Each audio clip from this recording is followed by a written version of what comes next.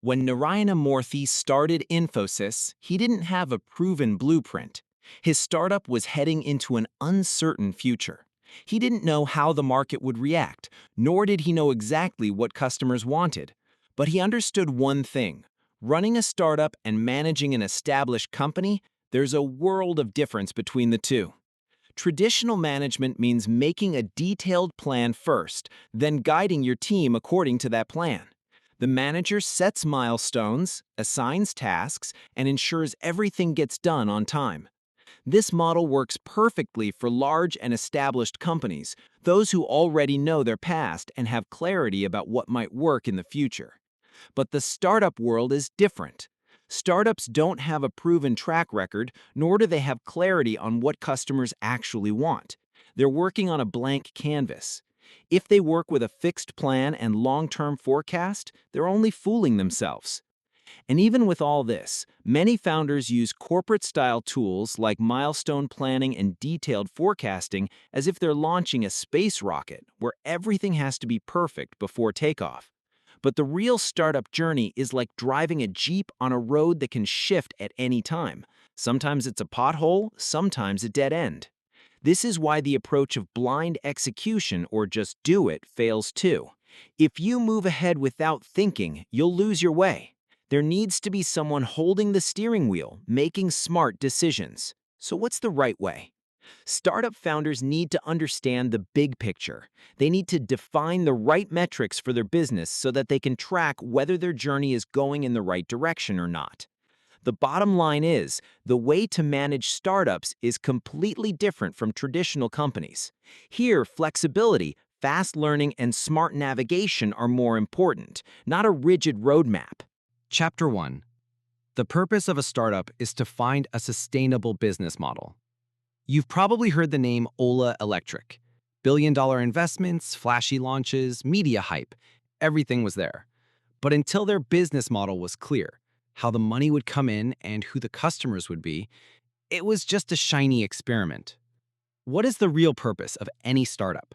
Just one thing: to find a business model that both works and lasts. No matter how flawless your execution plan is, or how much media spotlight you get, if you don't have a profitable and repeatable business model, it's all pointless.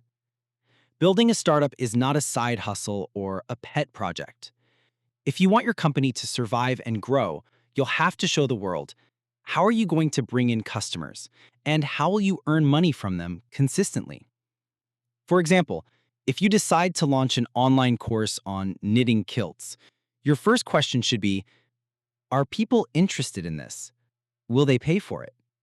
If the answer to both is no, then you're on the wrong track.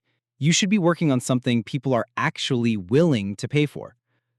The goal of a startup isn't just to build a product. The goal is to find a sustainable model, one that works today and will still work in the future. And the founder's job is to make sure the whole team, all the focus, is on just this one thing: find the right product for the right customer and figure out how to make money from it. Chapter 2. Find your sustainable business model through validated learning. Did you know Flipkart started out as a bookstore in its early days? Sachin and Binny Bansal first validated just one thing: would people in India be willing to buy books online? They built a small website, and soon enough, orders started coming in. This is called validated learning. Startups should stop guessing. The strategy should be: first, form a hypothesis. For example, people are ready to buy shoes online. Then, test it with real customers. This doesn't happen through questionnaires and Google Forms. You have to get on the ground, talk to people, show them the product, and see if they will actually pay for it or not. Look at the example of Zappos. What did they do? They took real photos from shoe stores, made a fake website, and checked if people wanted to buy shoes online. People placed orders, and they got that validation. Without stocking a single shoe, they had proof their business model could work. Today, Zappos is a billion-dollar company because of this approach. You need a scientific mindset, which is called validated learning. Guesswork doesn't build a startup. Real-world testing, real customers, and real money. This is the true shortcut to success. Chapter 3. The Leap of Faith Assumptions. Test your value and growth hypotheses. In 2004, when Mark Zuckerberg created Facebook, there was no money or grand vision document, just one thing: a leap of faith. He believed that people would want a digital space to connect with their friends without barriers. But a startup can't survive on belief alone. You have to turn belief into proof as quickly as possible. Every startup founder faces two big assumptions in the beginning. 1. Value hypothesis. Does your product truly help people? Will early adopters use it and find it valuable? 2. Growth hypothesis. Will this product remain limited to a few people, or will it spread to the mass market even without much marketing? Don't just rely on imagination. You need to validate these as soon as possible, or else you'll waste your time, money, and energy in the wrong direction. Facebook's example. Facebook proved both hypotheses at a very early stage. Value hypothesis. When only Harvard students were using Facebook, people were logging in every day. More than 50% daily active users. That showed them the platform was truly useful. Growth hypothesis. When Facebook launched in other colleges, within just 1 month, 75% of students had signed up, without spending a cent on marketing. These numbers were so solid that investors quickly invested millions. They saw this wasn't just an idea, this was the future. So what's the lesson for founders? Every startup needs to take a leap of faith. But to turn that leap into reality, you must, first, test whether your product is truly valuable to people. Then, see if it can grow organically. If the answer to both is yes, only then is it worth scaling the product further. Chapter 4. Develop a minimal viable product to test your idea in the market. What is the biggest mistake in the startup world? Founders spend months polishing their product, perfecting every feature and detail, but they forget one simple question: does anyone even want this product? The reality, friends, is that no idea is truly valuable until the market accepts it.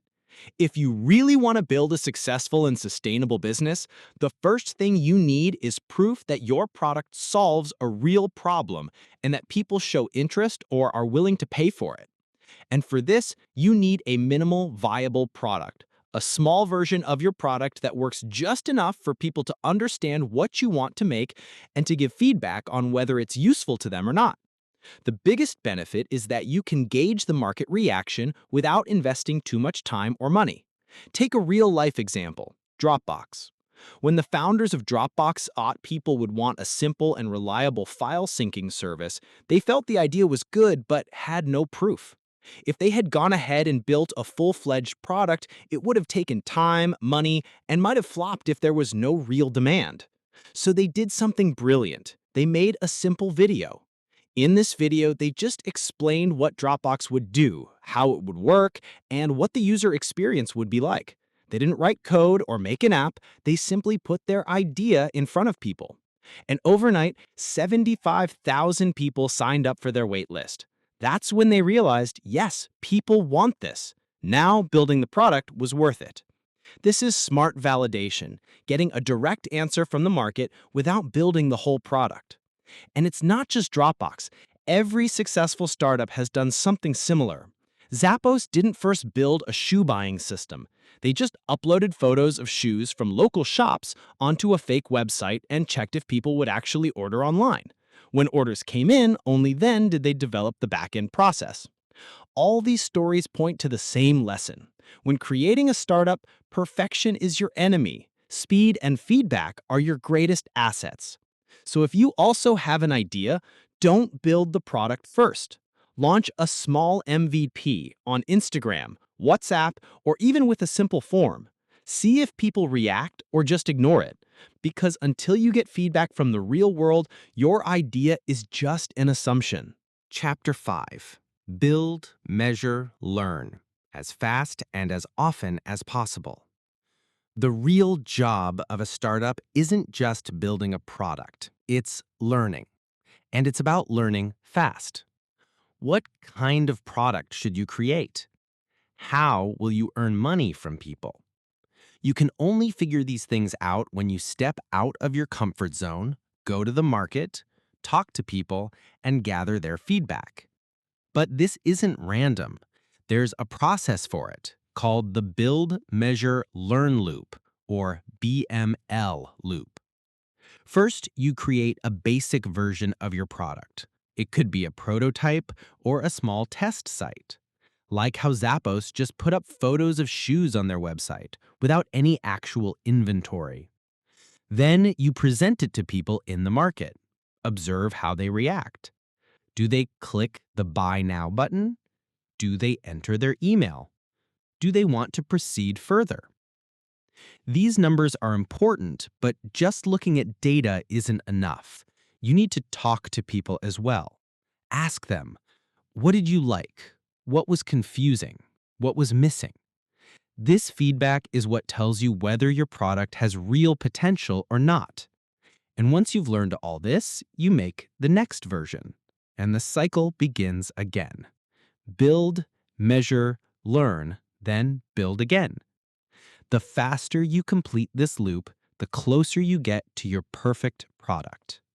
So if you're thinking you can build the perfect product in one go, forget it.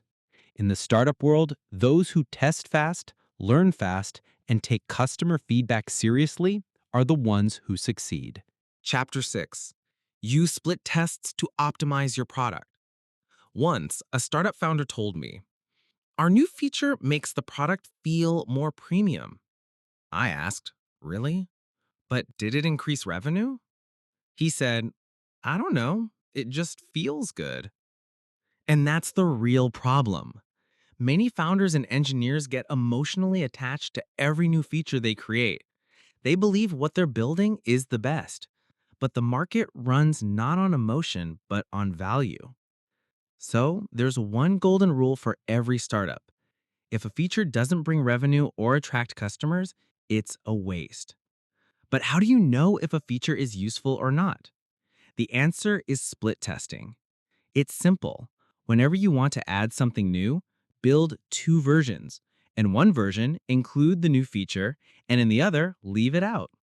Show these different versions to separate customers, and then see which one performs better. This idea was first used in mail order businesses.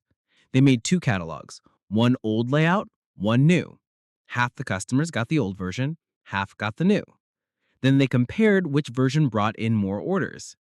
Without any guessing, they got clean data. Was the new design better or not? They got a direct answer.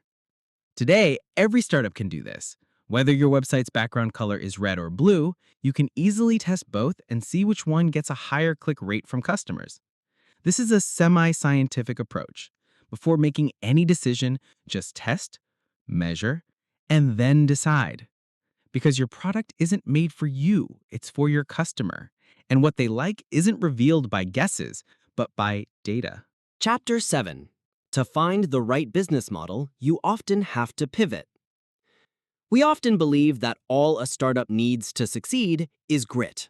A determined founder with a big vision who never gives up. Someone who keeps pushing through failure after failure until the world finally embraces their idea. Sounds heroic, right? But real life tells a different story. In reality, this mindset often leads startups into a dangerous trap, the land of the living dead. A place where a startup doesn't grow, but also doesn't fail. It just survives, like a zombie. No profits, no real customer excitement, no momentum, just the illusion of being alive. The founder keeps building new features, launching campaigns, staying busy, but nothing really clicks in the market. There's no buzz, no traction. So how do you avoid this? You have to constantly and honestly question your product. Ask yourself, is what I'm building something the market truly wants? And if not, do I need to change direction? That change in direction is called a pivot. A pivot is not a small tweak. It's a fundamental shift. in your product, your audience, or even your entire business model.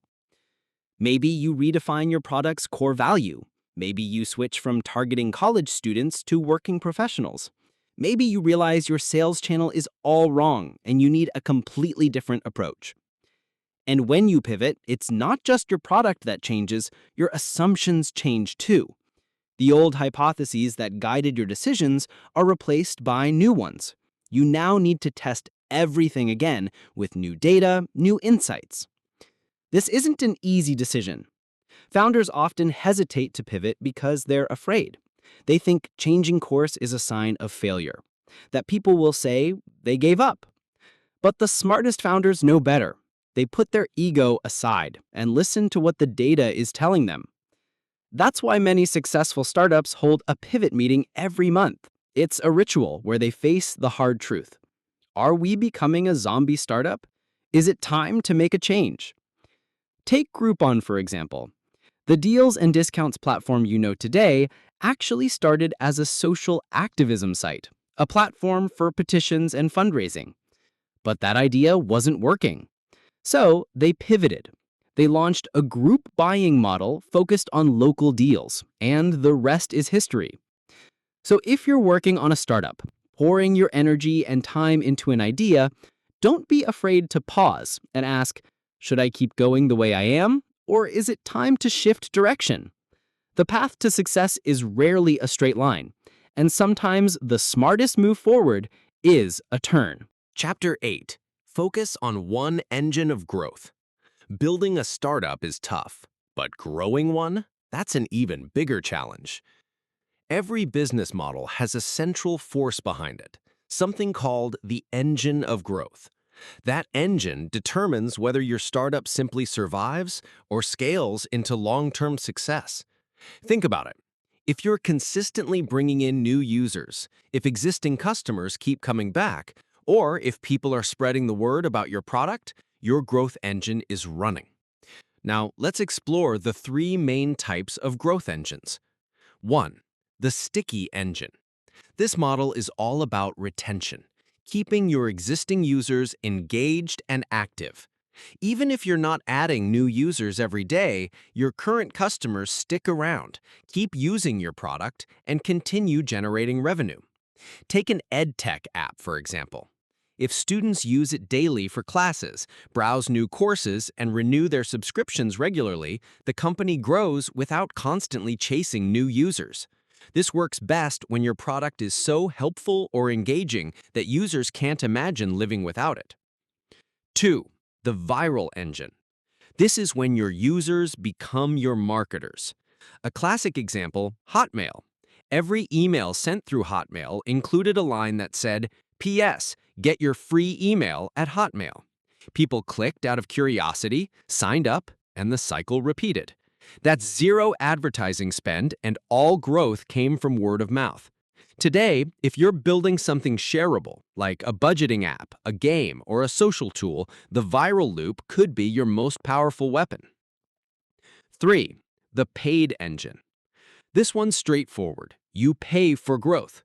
You invest in marketing, Google Ads, social media promotions, influencer partnerships to bring in new users.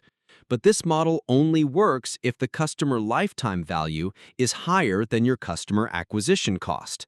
For example, if it costs you $10 to acquire a user, you need to earn at least $25 to $30 from them over time for it to be sustainable. Now, you might be asking, should you use all three? The answer? Not in the beginning. In the early stage of your startup, it's crucial to pick one growth engine and focus on it completely. Don't try to do everything at once. Let one engine gain momentum before even considering the others.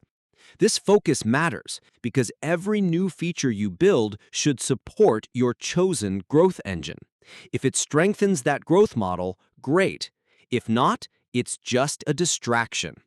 So if you're a founder working hard to build your product, remember launching the product is not the finish line. The real challenge begins when you fire up your growth engine, because that engine determines whether your startup is just a passing breeze or destined to become a powerful storm. Chapter 9. Vanity metrics are often flattering but misleading. They won't help you find a sustainable business model. Once, a founder was very excited. He proudly said, "We've hit 50K Instagram followers, and yesterday, a tech blog even wrote about our startup." I asked, "Great, but how many paying customers did you get?" His face suddenly turned serious. This is the trap of vanity metrics. Numbers that look good, but don't show real progress. See, building a startup is a long journey. And on every journey, you need to stop from time to time and check your direction. Just like you check your location on Google Maps, in a startup, you have to check your current situation, but through the right data. The problem is that many startups chase data that gives only self-satisfaction, not actual growth. These are called vanity metrics.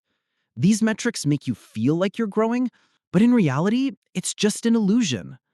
Things like Facebook likes, press mentions, or hours worked, they just boost your ego, not your startup. Think, if you spent 200 hours building a feature, but no one uses it, what's the point of those 200 hours? Or if the media wrote about you, but your revenue is zero, what value did that article bring? It's like looking at yourself in a slimming mirror. You feel fit, but ignore your real health checkup. For startups, these vanity metrics become a flattering mirror. You see only what feels good, not what's necessary. Real growth means, are people using your product? Are they coming back? Are they paying for it? And is your business learning and improving from that data? These are actionable metrics, data that helps you make decisions and shows how close you are to a sustainable business model. If you keep counting likes or finishing milestones without understanding their impact, you'll stay busy, not successful. So, next time you feel happy about a number on your dashboard, don't forget to ask yourself, is this number moving my company forward or just boosting my ego? When building a startup, it's important to see the truth, and only the right metrics show you the truth. Chapter 10. Every startup has to define its core metrics and analyze them properly. Every startup founder chases one question: am I going in the right direction? And the answer comes from data. But remember, just looking at data isn't enough. You need to look at the right data. If you're chasing the wrong metric, you'll feel like you're making progress, but you're stuck in the same place. Like sitting on a train that isn't moving, but the scenery outside the window is moving, an illusion of motion. So, what's the solution? Define the right core metrics for your startup. These are the numbers that clearly show, are your customers returning? Are they paying? Are they recommending you to others?